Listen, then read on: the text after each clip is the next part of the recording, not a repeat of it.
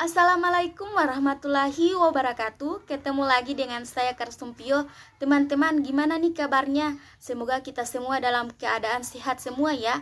Jika ada teman-teman yang sedang sakit, semoga lekas sembuh dan diangkat penyakitnya oleh Tuhan Yang Maha Esa. Teman-teman, gimana nih? Udah siap untuk belajar bersama saya? Pasti udah siap kan? Teman-teman, kali ini kita akan belajar mengenai teks anekdot. Adapun KD-nya yaitu menganalisis struktur teks anekdot dan kebahasaan dari teks anekdot, dan indikatornya yaitu mengidentifikasi struktur isi teks anekdot, abstrak, orientasi, krisis, respon, dan koda. Nah, pasti teman-teman bertanya-tanya, apa sih itu teks anekdot? Teman-teman pernah tidak membaca sebuah karangan atau cerita lalu teman-teman tertawa? Nah, itulah yang disebut dengan teks anekdot.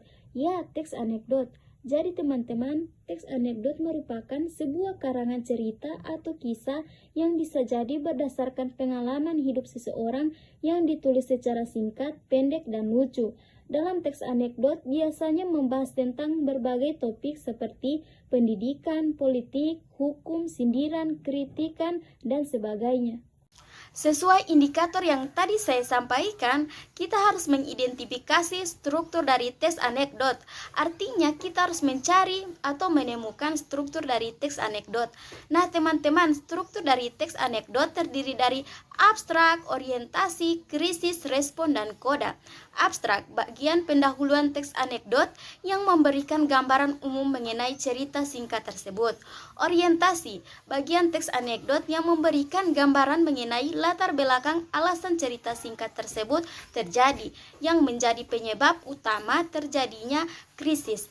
Pada bagian ini, cerita mengarah pada krisis, konflik, atau peristiwa utama yang terjadi pada tokoh-tokoh di dalam cerita. Krisis, bagian teks anekdot yang mengungkapkan pokok masalah atau inti masalah dalam cerita singkat tersebut. Pada bagian dalam teks anekdot inilah yang mengundang humor atau kekonyolan yang mengundang tawa pembaca atau pendengar cerita singkat tersebut. Reaksi, bagian teks anekdot yang mengungkapkan penyelesaian masalah dalam cerita teks anekdot. Reaksi ini dapat berupa sikap menertawakan atau mencela. Koda, bagian penutup teks anekdot yang dapat berbentuk komentar, persetujuan, ataupun penjelasan dari cerita tersebut.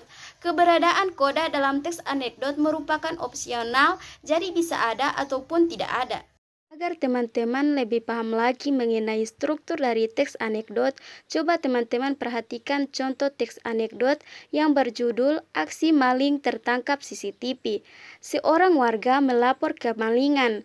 Bagian tersebut merupakan bagian abstraksi. Pelapor, Pak, saya kemalingan. Polisi, kemalingan apa? Pelapor, mobil Pak, tapi saya beruntung Pak. Bagian tersebut merupakan bagian orientasi. Polisi, kemalingan kok beruntung? Pelapor, iya Pak, saya beruntung. Karena CCTV merekam dengan jelas, saya bisa melihat dengan jelas wajah malingnya.